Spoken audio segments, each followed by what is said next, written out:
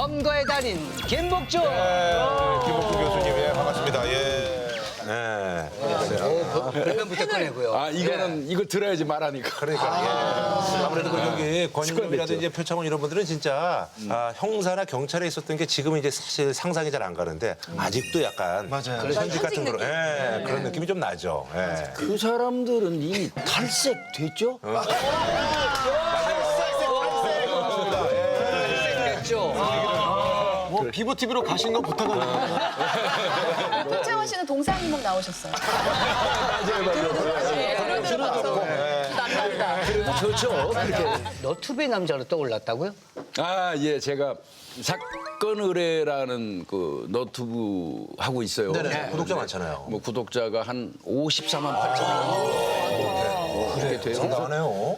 제가 그 전에 이제 종편에 나올 때는 주로 저를 알아보시는 분들이 아주머니들이셨어요. 대체로. 그래서 그 유튜브 하고 났더니 확 기류가 바뀌어가지고 모 여대 가서 이제 강의할 일이 있었어요. 거기 가서 거의 뭐 아이돌 수준으로 대접받았다는 거 아닙니까? 말씀 들어보니까 슬슬 권인룡 쪽으로 가고 있는 것 같아요.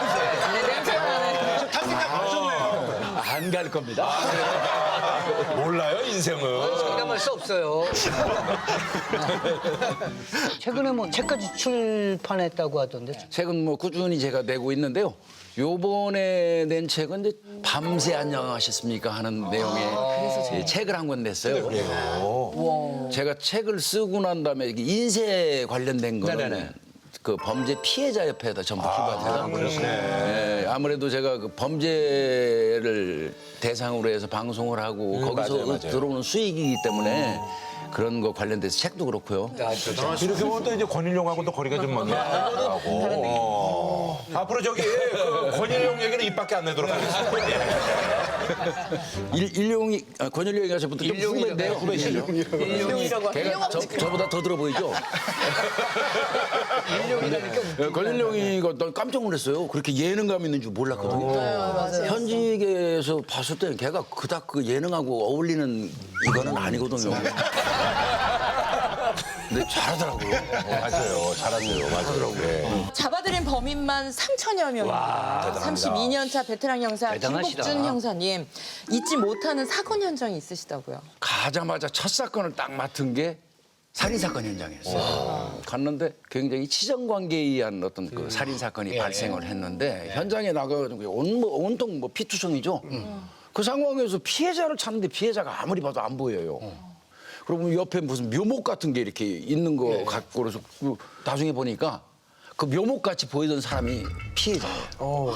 사람인지 몰랐을 정도로. 그래가지고 묘목으로 내가 시신을 오인을 했었는데 그때 제가 느낀 게 지구대 파출소에도 변사자라고 그래가지고 그렇죠. 돌아가신 분들이 돌아가신 분들 있잖아요. 많이 보거든요.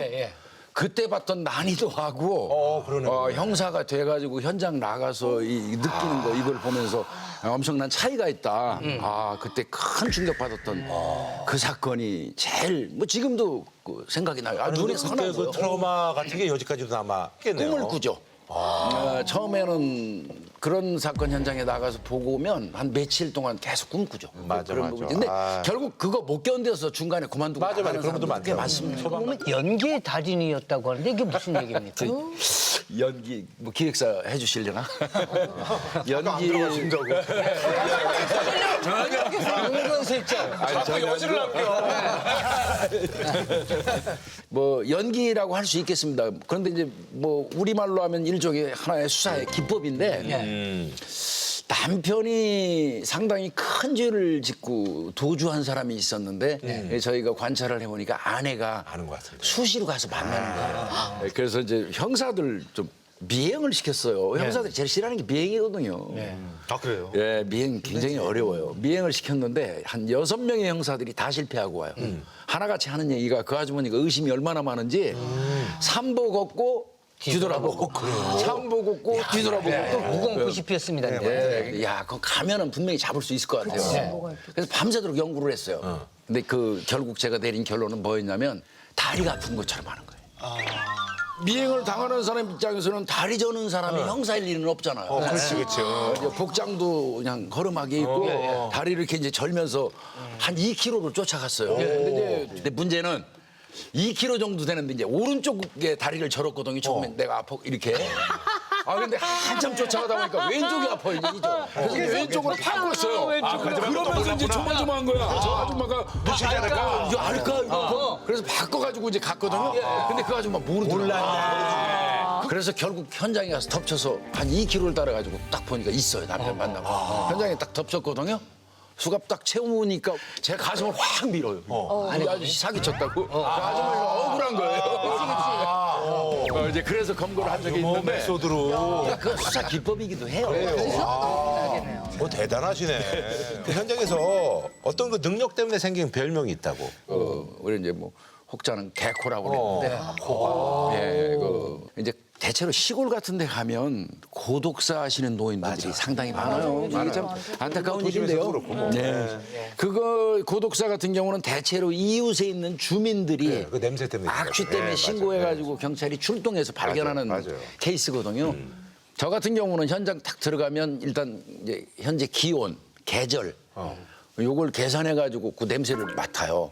이게 딱 이렇게 이제 맡아보면 야 요거는 한 2주 됐겠다. 우리 직원들이 그래요. 과장님 이거 한번 냄새 맡아보세요. 얼마나 된 것 같아요. 근데 그거를 무슨 제가 논문을 쓴다거나 무슨 글로 표현할 수는 없어요.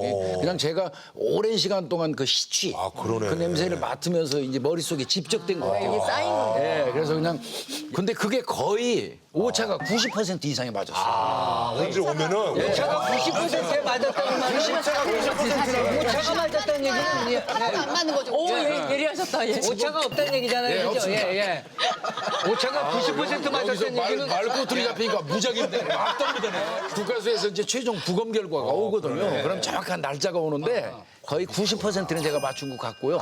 그래서 그런 부분은 제가 좀 탁월했던 것 같고. 그러니까 평상시에 뭐 이제 음식이라든지 이런 거 안에 된장찌개 끓였는데 뭐 근데 이런 거는 그런 것도 모르고. 그런 부분은 또 전혀. 그래요. 그거는 좀 무관해요. 그러니까 집중해서 맡으니까 그런 거구나. 그렇습니다. 세상에서 가장 어떻게 보면 잔인한 냄새가 시취일 수 있어요. 맞아요. 예. 근데 그거보다 더한 게 있어요. 뭐요? 한 번은 그 모 종교 단체에서 그 신도들 속여가지고 갈취죠.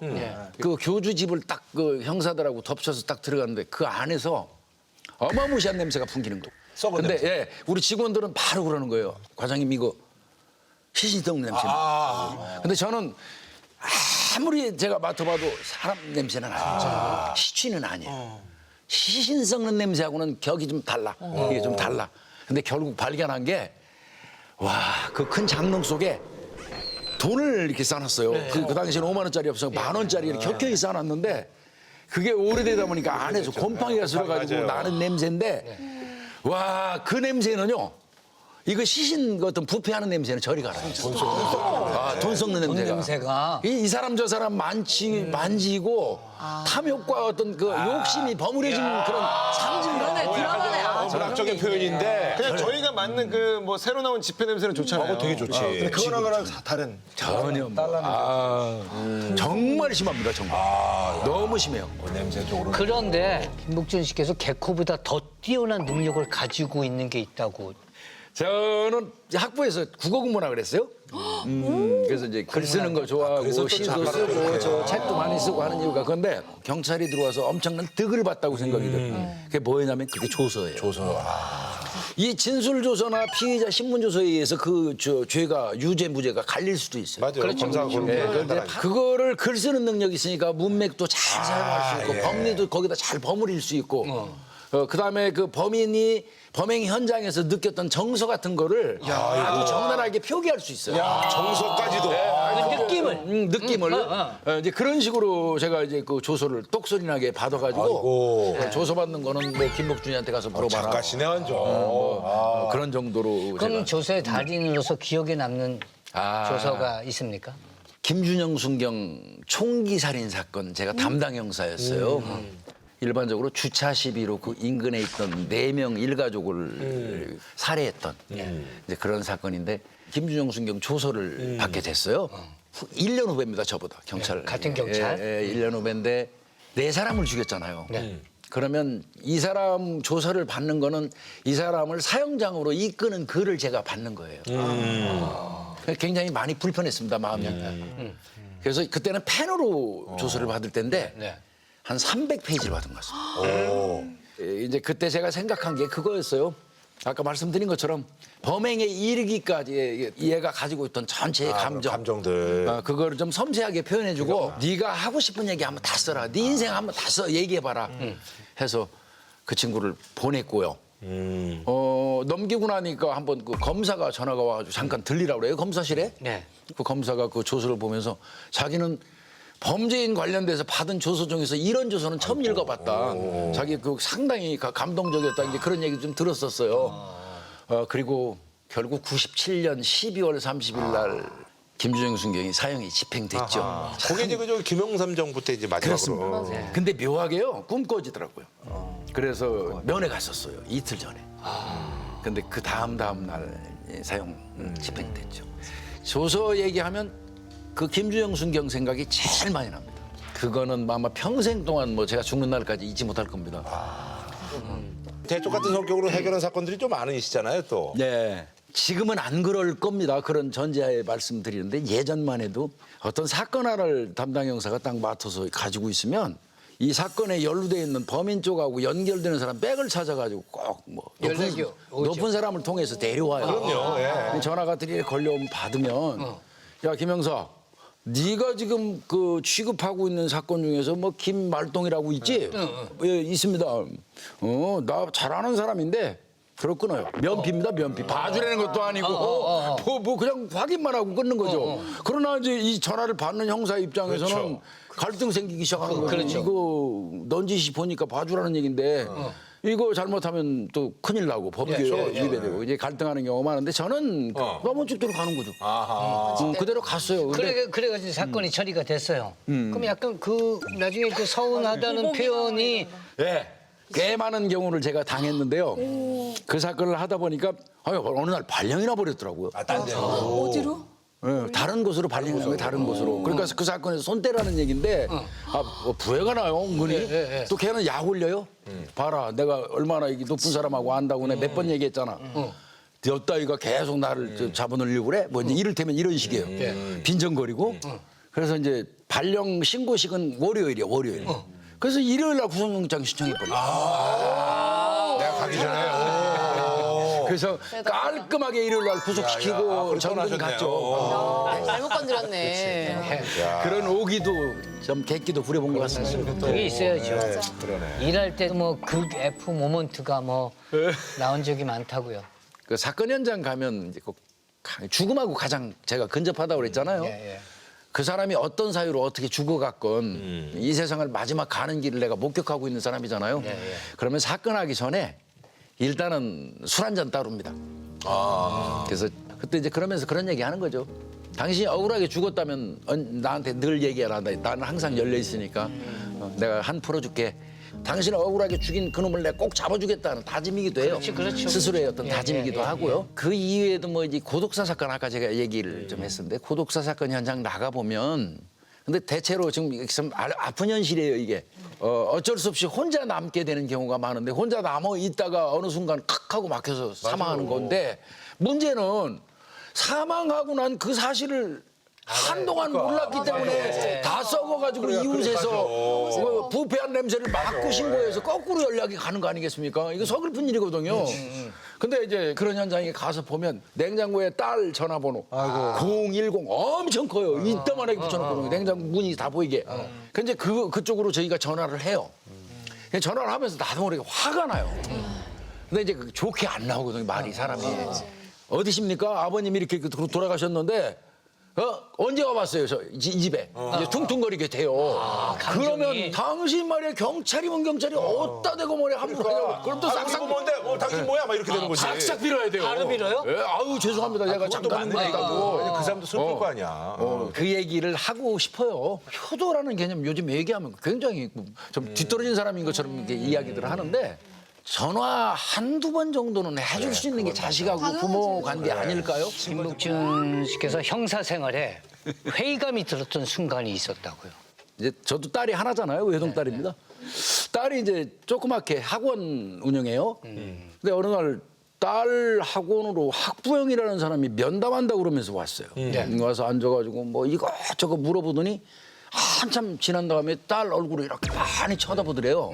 그래서 왜 그러세요? 그랬더니 김복준이 닮았네 이러더라는 거예요. 그때 이제 느낌이 이 딸이 쎄하더라는 거예요. 아유, 왜 그러세요? 우리 아빠인데 왜 그러세요? 그랬더니 발딱 일어나면서 그러더래요. 김복준이한테 가서 얘기 잘해줘. 나 학교 잘 마치고 왔다고. 그때 아마 이제 이 아이가 그냥 거기서 자지러진 거예요. 이거는 협박입니다. 찾아와서 협박이에요. 근데 그 정도 멘트로도 다시 기소할 수가 있어요. 충분히 학교 갔다 왔다고 몸 조심하라고 얘기하면 충분히 가능하죠. 그리고 전혀 관련이 없는 내 딸한테 가서 업장에 가서 문제를 삼은 거잖아요. 그래서 그 친구를 찾았어요. 이제 입건해놓고 수색을 했어요. 그 사람들 이제 뭐 휴대폰이라든지 컴퓨터. 아 근데 거기서 또 자지러져 버린 거예요. 왜?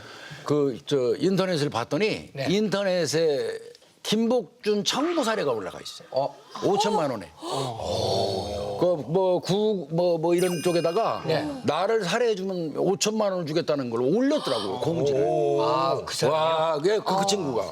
과거 존재 자체로 딸 남자친구를 도망치게 만드셨다고. 이것도 계속 꽂혀보니까 보니까. 연장선인데. 부담스러워. 딸이 한번 얘기를 해요. 뭐 오래 만난 친구는 아닌데 우리 아빠가 저 경찰이라고 얘기를 했더니 아빠 그날 이후로 전화도 안 받고 사라져 버렸어. 그 얘기를 해요. 그 얘기 딱 듣는 순간 아 그러면 범죄자밖에 없다. 맞아. 그치, 뭔가 캥기는 의심이야. 이거는 너를 만날 수 없는 거다. 숙명적으로 이런 거. 맞아. 근데 이제 그 생각이 들었어요. 그래서 차를 확인해봤더니 대포차예요. 잡았네. 그래서 그냥 바로 그 관할 경찰서에다가 한 건 올려줬죠. 한 건. 넘겼구나. 그래서 야, 이거 해봐. 이거 해봐봐. 그 방송국을 이렇게 쓱 다니면서도 저 친구 저거 느낌 안 좋아 이런 친구도 있나요? 제가 그래서 안 그래서 말이야 저거. 저거 느낌 안 좋아 저거. 대기실에서 여쭤봤는데 몇 번 잡아낸 적 있지. 쟤 좀 이상한데 하면은 잡혀 들어간 적이 몇 번. 방송에 나온 사람들이? 진짜. 연예인도요? 근데 이제 어떤 연기 같은 걸 보면서 아 저건 지나치게 디테일하다. 저렇게까지 알 수가 없는데. 내가 진짜 내 경험 30년 넘은 내 경력으로 볼 때는 저건 경험하지 아니하고 표출할 수 있는 수단이 아니다. 그 눈빛을 이런, 보고. 그런 느낌, 그런 눈빛 이런 경우는 있었어요. 마약이나 이런 쪽. 그래서. 약 같은 거. 그래서요. 결국 나중에 보니까 맞더라고요. 그렇게 됐대.